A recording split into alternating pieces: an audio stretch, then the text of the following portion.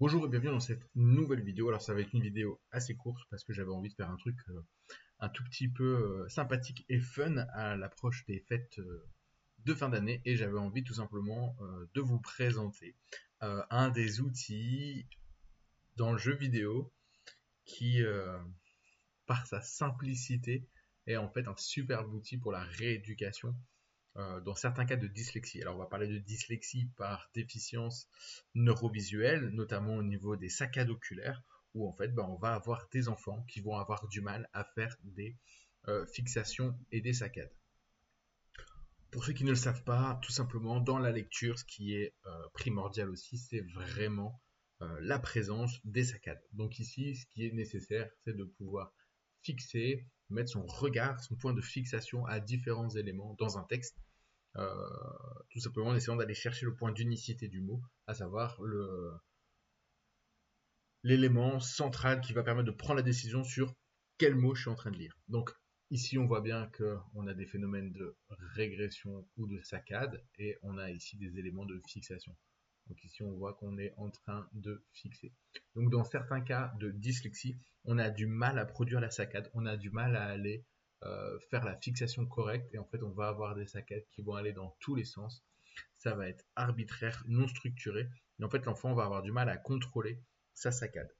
Alors ça se rééduque, je ne vais pas dire assez facilement en orthopsie, mais il y a tout un processus de rééducation qui est assez efficace et qui en fait montre beaucoup d'amélioration sur le traitement de la dyslexie. Et en fait, ce qu'on voit aussi, c'est qu'il existe des jeux vidéo qui en fait entraînent indirectement les saccades oculaires. Et donc c'est ce qu'on va voir à travers un jeu donc très célèbre, Rayman contre les lapins crétins, avec certains gameplays qui sont vraiment très intéressants et qui valent vraiment le coup d'aller investiguer davantage. Donc bien évidemment, au-delà de l'aspect histoire et de ce que représentent les lapins crétins dans l'univers du jeu vidéo, c'est un univers assez fun où on se prend pas trop la tête avec certains détails. Ce qui va être le plus intéressant ici, ça va être de voir les gameplays qui sont proposés. De manière générale, ce sont des jeux d'ambiance à jouer à plusieurs ou tout seul. Voilà, c'est pas poussé en termes de gameplay, mais vous allez voir pourquoi c'est assez enrichissant au niveau des saccades.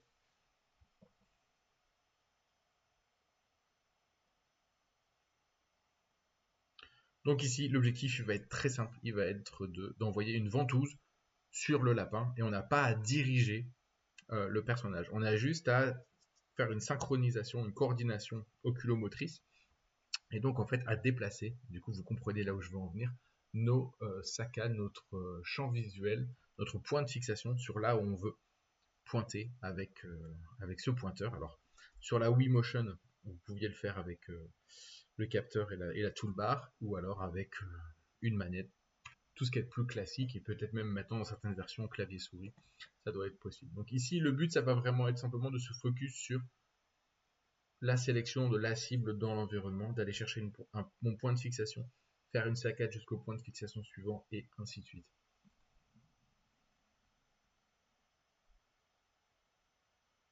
Donc en fait là ici ce qui se passe c'est que simplement mon œil se déplace dans l'environnement. Et donc ici on a des études que je vous présenterai juste après qui en fait valident cette hypothèse et permettent tout simplement d'appliquer ces principes-là en rééducation. Alors, cognitive dans un premier temps, mais surtout neurovisuelle.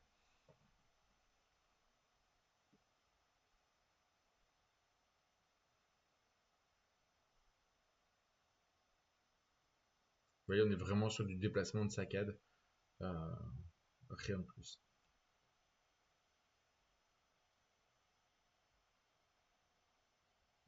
Alors, les lapins crétins, c'est un condensé de plusieurs mini-jeux donc d'ambiance, euh, et donc on va pouvoir varier un tout petit peu les gameplays ou les environnements pour ne pas toujours systématiquement faire la même chose.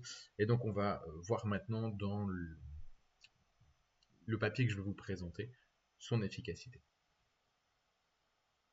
Du coup, le papier que je vais vous présenter, en fait, c'est un document c'est un mémoire pour obtenir le certificat d'orthophoniste. Donc je trouve ça assez intéressant de voir qu'en fait on peut trouver aussi ce genre de programme, de paradigme à travers différentes disciplines. Et donc ça peut forcément ici s'intégrer à une pratique vraiment clinique assez facile. Donc ici on voit bien que le titre c'est le jeu vidéo support de rééducation de la dyslexie. Et donc ça fait déjà 10 ans euh, que, que ce rapport existe. Donc ici l'avantage c'est que vous allez pouvoir avoir plein de références qui vont valider ces process-là. Euh, ici. Donc, on va regarder ici, puisqu'on va avoir des résultats en fonction de la lecture de mots, en 1 minute, etc. Et on verra ici si on a des améliorations par rapport entre T1 et T2, bah, après une rééducation, justement, j'ai envie de dire visio-attentionnelle. Un des éléments qui va parler à des neuropsychologues qui travaillent beaucoup chez les enfants, c'est la carte géographique après la rééducation. Donc on voit bien qu'il y a une amélioration de l'attention sélective, puisqu'ici on passe du 4e au 96e percentile, ce qui n'est pas négligeable dans ce process de rééducation. Maintenant, l'objectif aussi, c'est que notre enfant, notre patient puisse aussi améliorer au niveau du report global ses performances. Donc on voit bien qu'ici on a une amélioration du report global. Qu'est-ce qu'on peut voir d'autre? Légère amélioration de la note d'attention.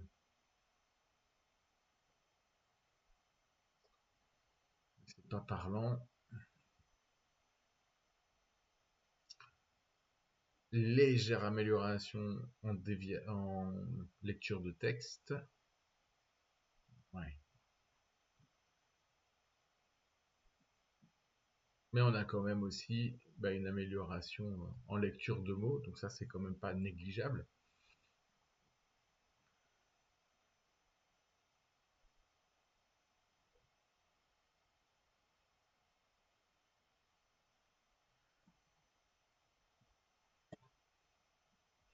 Amélioration en lecture de texte, surtout pour le patient 2, on voit que ça a été plus efficace pour lui que pour un autre. Note d'attention améliorée, le temps participe s'améliore. Ouais. Alors ici il était déjà bien meilleur aussi, donc forcément. Alors bien évidemment tous les résultats peuvent être discutés, etc. Mais en tout cas ce qui peut être notable dans ce genre de travaux, c'est de voir qu'en fait au niveau clinique, qualitativement parlant, l'enfant s'améliore en lecture. On va aller regarder directement la conclusion. Donc ici, ce qui va ressortir, c'est que sur le versant attentionnel, ils mettent en évidence une amélioration de l'attention sélective avec un agrandissement du champ d'exploration, augmentation de l'empan visio-attentionnel, meilleure distribution de l'attention, même s'il persiste toujours une lenteur de traitement. Pour le patient 2, les résultats vont montrer une amélioration plus marquée de l'attention sélective ainsi que des progrès au niveau de l'attention divisée et de la vitesse de traitement. Mais l'empan visio-attentionnel, par contre, lui restera toujours limité. Donc, il y a une progression des deux sujets sur le plan visio-attentionnel. Donc, l'hypothèse qui a été faite dès le début, selon laquelle l'entraînement par le jeu vidéo d'action améliore les capacités visio-attentionnelles des enfants dyslexiques avec un trouble attentionnel, est partiellement vérifiée. Donc ici, on va bien parler d'enfants dyslexiques avec un trouble attentionnel, et donc ici visio-attentionnel, donc soit avec un trouble neurovisuel, soit ici tout simplement avec des difficultés au niveau de la saccade, peut-être liées avec un trouble attentionnel en parallèle. Au niveau de la lecture, amélioration de la lecture de pseudomots et de mots irréguliers, pas évolué au niveau de la lecture, et pour l'instant non-automatisation de l'identification des mots écrits. Le patient 2 lui a progressé au niveau de la lecture de pseudomots et de mots réguliers, la lecture de texte et de la vitesse de lecture. Donc il y a quand même une amélioration des capacités de lexique chez les deux sujets. Donc le jeu vidéo améliore les capacités lexicales des enfants dyslexiques avec troubles attentionnels. C'est partiellement vérifié, mais ça veut dire que dans certains cas, ça peut fonctionner. Alors on parle de jeux d'action, donc on va ici dans le Rayman et les lapins crétins, il va y avoir différents jeux. Donc ici celui que je vous ai présenté, tout simplement devoir tirer à partir de là, ou alors ici il va falloir vider les casques avant qu'ils se remplissent, donc il va falloir encore une fois switcher pour vérifier au niveau attentionnel où en est le remplissage des masques, les remplir ou les vider. Pareil ici, si les portes se ferment, il faudra très vite les fermer, donc encore une fois ça va demander des saccades oculaires très rapides et une exploration complète de l'espace et du champ visuel. Donc, voilà, on a ce genre de mini-jeux qui peuvent être assez intéressants pour travailler ce genre de choses. Bien évidemment, ce genre de rééducation, quand on les met en place, il faut avoir ces lignes de base pour pouvoir justement faire ces vérifications par la suite.